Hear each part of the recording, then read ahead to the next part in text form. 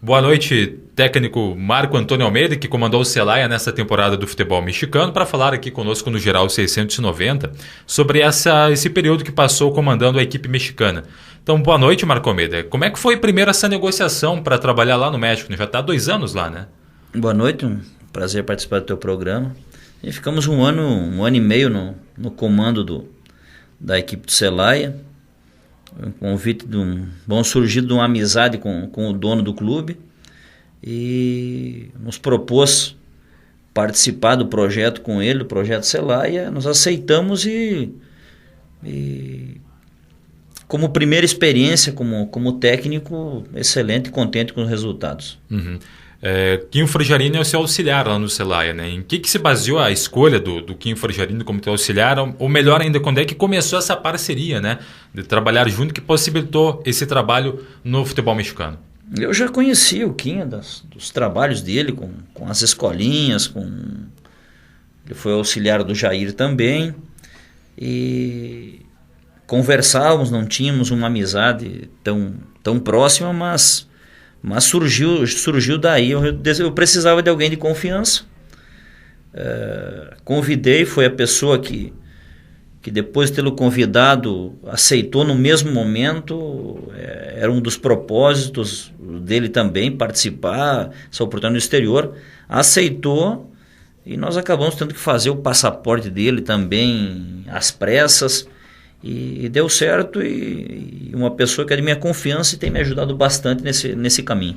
Você jogou futebol lá no México, né? Eu joguei 10 anos no México. Eu joguei no Pachuca, no Pumas, Toros Neza. Foram 10 anos de convivência como jogador, e inclusive levei jogadores numa época que eu trabalhei como empresário também, depois de ter deixado de jogar.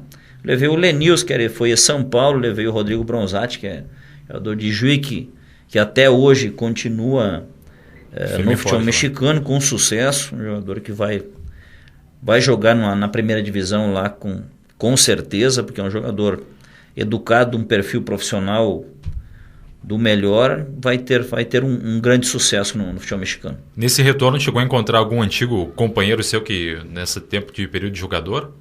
A maior parte dos envolvidos no futebol mexicano, entre diretores, entre técnicos, entre presidentes de clubes, são gente da minha época. De todos os clubes do futebol mexicano, são muito poucos os que eu não conheço, que eu não tive um contato de ter jogado contra ou de ter participado no mesmo clube. Então, o que te deixa muito à vontade, né? Deixa muito à vontade, é como realmente estar em casa. Como é que funciona o calendário do futebol mexicano? Como é que é divididas as competições? O futebol mexicano ele funciona numa temporada. A temporada é como a temporada tipo a europeia, Europa. Começa no meio do ano, começa em junho a temporada e vai terminar em abril ou maio a temporada, com um intervalo de 10 dias em dezembro. E são 2 campeonatos, 2 octogonais finais, e prossegue o campeonato mexicano. Uhum. Tem a Copa MX e a Liga de Acesso, que é onde estava o Celaya, né? Como é que foi? Qual que é a principal competição para os campeões ganham vaga para que competições? Como é que é o caminho das equipes nessas competições? O campeão da Copa México, Copa MX, ele participa da Libertadores, que esse ano foi o Morelia. O ano que vem será o Cruz Azul, que tem uma competição paralela também da CONCACAF, mas tem a participação assegurada na Libertadores, o campeão da Copa MX. E depois são dois campeonatos de 6 meses com o octogonal final. E segue o campeonato mexicano é mais para conseguir vagas para a Copa da CONCACAF, que é da Centro-América. Uhum. E depois para o Mundial de Clubes, que o Cruz Azul vai participar do Mundial de Clubes agora no final do ano. E o desempenho do Celaya nessa temporada, como é que foi nessas 2 competições? Bom, nós tivemos até os 3 jogos antes de terminar a temporada, estamos em zona de classificação, por alguns problemas que o dono encontrou no clube. Nós saímos do clube e o time não classificou. Na temporada anterior tínhamos classificado, chegamos na semifinal do campeonato. Foi histórico, aliás, essa classificação, né? Histórico, desde que o Celaya conseguiu o novo acesso à Liga Primeira A, que é a segunda divisão, não tinham tido essa sorte. Conseguimos vender alguns jogadores e fizemos um grande papel. Estamos muito contentes com os resultados que tivemos. Então agora, nesse momento, você está disponível no mercado, vai continuar no México? Vou continuar no México, nós já temos algumas sondagens, estamos conversando com alguns clubes, uma estrutura melhor também, ou nos oferecendo também uma melhor estrutura para trabalho em si, com condições de um acesso. A exigência também é maior, mas os retos, os desafios são assim, são de responsabilidade, são de assumir as responsabilidades que temos e estamos muito contentes por isso. Uhum. O mercado mexicano ele é pouco explorado pelos brasileiros? É um mercado assim aberto? O futebol mexicano existe a participação enorme dos uruguaios e dos argentinos. Hoje voltaram a contratar brasileiros. O William Palmeiras foi para o México. Maicon Leite, que jogou no Palmeiras, Santos também, hoje está no futebol mexicano.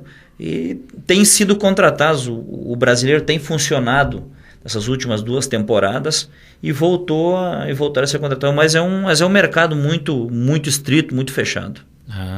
E que brasileiros você conseguiu levar lá para o Celaya? Tinha jogador brasileiro atuando lá, né?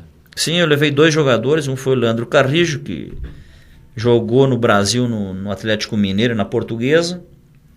E levei o Neto também de Natal. E dos 2 o Leandro funcionou, fez 15 gols no campeonato. Fez uma excelente campanha. O Neto já não conseguiu adaptar. O Leandro certamente irá para um clube de maior expressão no México, inclusive pode ser uma equipe de primeira divisão, pelo desempenho dele. Então, os brasileiros têm funcionado. Dos poucos que eu levei para o México, o Rodrigo continua, o Leandro também certamente vai continuar. Então o trabalho tem dado resultado. Aqui no Brasil agora a gente tem um movimento chamado do Bom Senso Futebol Clube, né? Eles cobram melhoras no futebol aqui. Uma das questões é a questão salarial, né?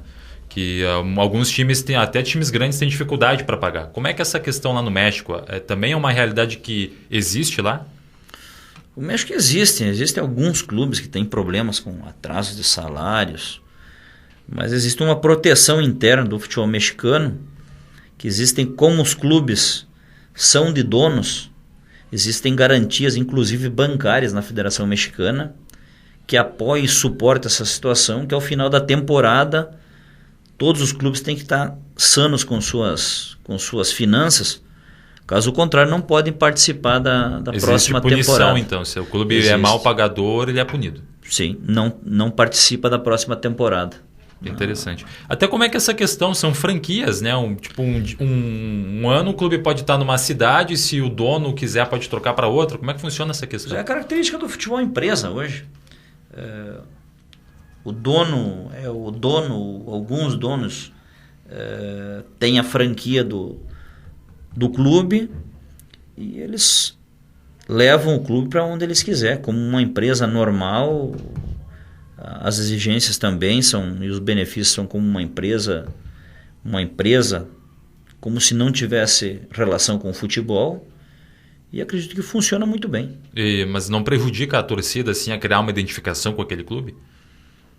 Na verdade, no futebol mexicano a torcida é muito apaixonada. Eles querem um clube na sua cidade.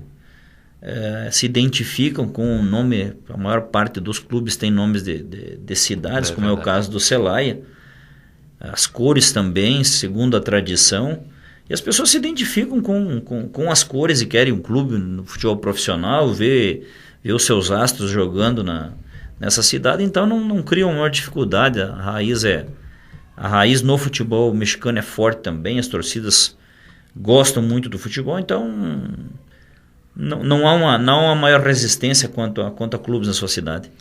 Nós tivemos aqui o Santos Laguna e o León participando da Libertadores da América. São os melhores times mexicanos na atualidade?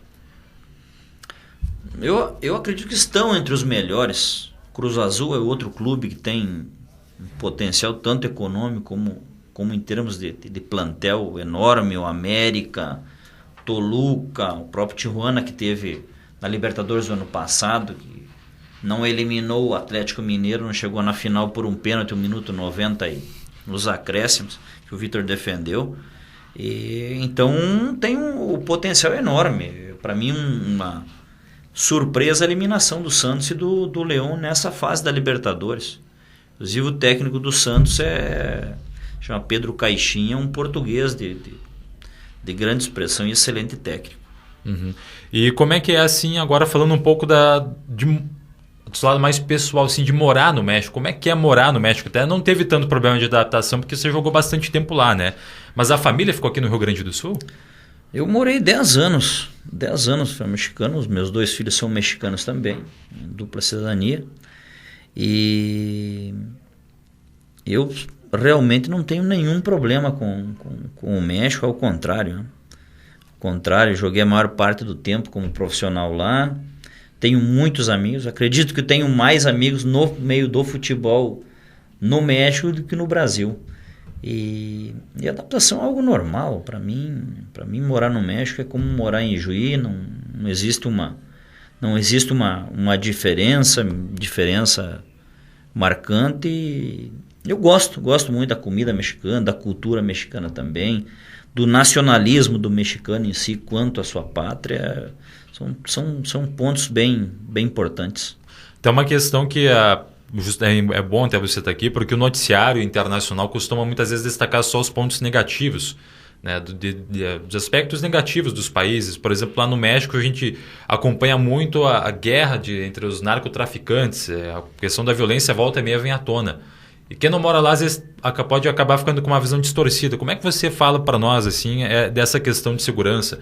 Você ou os jogadores alguma vez foram vítimas, tiveram algum prejuízo por conta dessas situações que se encontram lá? O México tem problemas com as fronteiras, que, como o Brasil também tem. Então, com as fronteiras, o narcotráfico é algo presente nos nossos países, algo que não temos como ter uma ideia correta de qual é o volume disso, mas as fronteiras têm problemas. Eu morei 10 anos no México, agora voltamos praticamente 1 ano e meio para lá, e eu sequer vi algo perto de mim, problemas de segurança. Logicamente que existe, mas eu não presenciei nada, não me aconteceu nada em nenhum momento. E é um país seguro, um país com seus problemas sociais, com a pobreza também, como um país subdesenvolvido. A economia do México hoje é estável, as montadoras, indústrias estrangeiras se estão instalando no México para captar essa mão de obra mais barata também. E um país que vem em crescimento, um país emergente, um país que acredito que a condição econômica é estável. Quando você pensa no seu futuro como técnico, o que você planeja? Até onde quer chegar nesse sentido? Eu vou treinar um dos 2 clubes mexicanos que eu joguei na primeira divisão, o Pachuca ou o Pumas. Isso eu tenho como objetivo principal. Tenho como objetivo morar na Arábia, tenho como objetivo morar no Japão. São países que pela cultura eu acho interessantíssimos. E o mais importante é continuar nessa minha carreira aí por muitos anos. Uma carreira que eu gosto, vivi no meio do futebol praticamente toda a minha vida, e é algo que eu não me vejo fazendo outra coisa a não ser no meio do futebol. Para fechar então, Quinho, nós temos o México e o Brasil na mesma chave na Copa. São os favoritos no grupo, né? Você acha que o México vai impor dificuldades à seleção brasileira? A seleção brasileira, pela condição de local e pelo nível de jogadores que tem, deve ser o grande favorito. Deve ser o grande favorito e vai classificar nessa fase, sem dúvidas. Acredito que o México vai ser o outro integrante nessa parte classificatória. Não acredito que vá fazer uma grande frente, um time rápido, um time dinâmico. Vai criar dificuldades, mas não acredito que seja um dos favoritos que possa incomodar tanto o Brasil. Acho que vai fazer frente. Quando se jogou no México, O Brasil sempre teve dificuldades de impor o futebol pela essa dinâmica, pela essa marcação, pela essa estrutura tática que a seleção mexicana tem por característica. Mas acredito que classificam Brasil e México nesse grupo. Tá certo, nós conversamos com o técnico Marco Antônio Almeida, juiense, mas que está trabalhando no México e vai seguir por lá durante um tempo ainda como técnico. Nosso bate-papo então aqui no Geral 690.